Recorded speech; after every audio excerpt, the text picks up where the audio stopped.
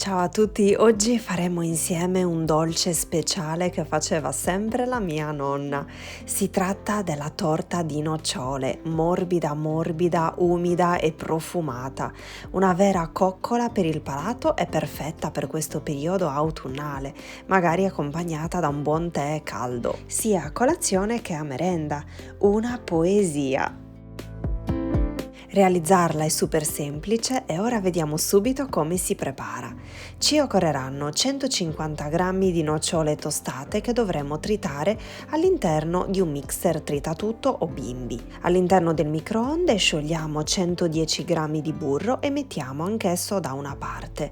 Ora all'interno di una ciotola versiamo 200 g di zucchero, 3 uova grandi e a temperatura ambiente e iniziamo a montare per 5 minuti circa. Il composto diventerà chiaro e spumoso.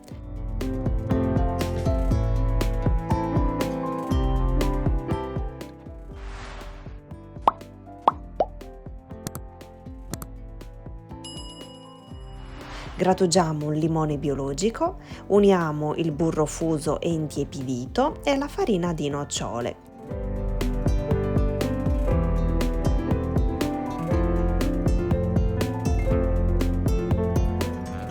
Diamo una leggera mescolata con le fruste elettriche e ora alterniamo 180 g di farina setacciata con 150 ml di latte e nel mentre continuiamo a mescolare con lo sbattitore elettrico, così come vi sto mostrando in video.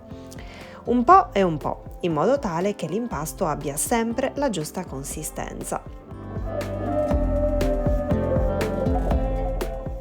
Una volta terminati entrambi, latte e farina, sarà il turno del lievito per dolci vanigliato e ne setacceremo una bustina da 16 grammi.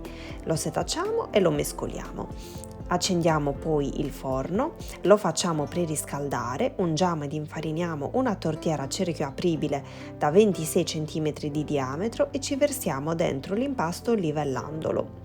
Cuoceremo la nostra torta a 180 gradi per 40-45 minuti. Fate sempre e comunque alla prova a stecchino per sicurezza. Eccola prontissima! La faremo freddare su una gratella e poi la potremo guarnire e decorare come più ci piace. Io ho scelto di creare queste righe alternate di zucchero al velo e delle nocciole ricoperte di cioccolato fuso, disposte e distanziate in maniera simmetrica le une dalle altre.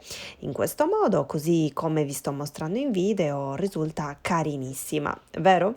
Guardate che bell'effetto fanno sulla torta e che buon profumo sta rilasciando sotto il mio naso. Un sogno.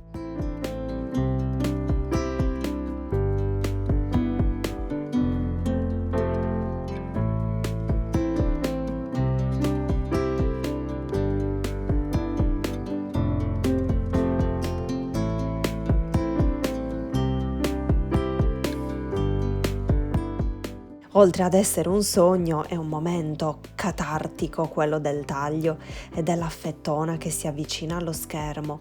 E poi ne vogliamo parlare della forchetta che affonda nella super fetta? Si mangia già così con gli occhi. Vi consiglio assolutamente di provarla, è pura poesia. Spero tanto che questa ricetta vi sia piaciuta, vi abbraccio forte forte e vi rimando ai prossimi video.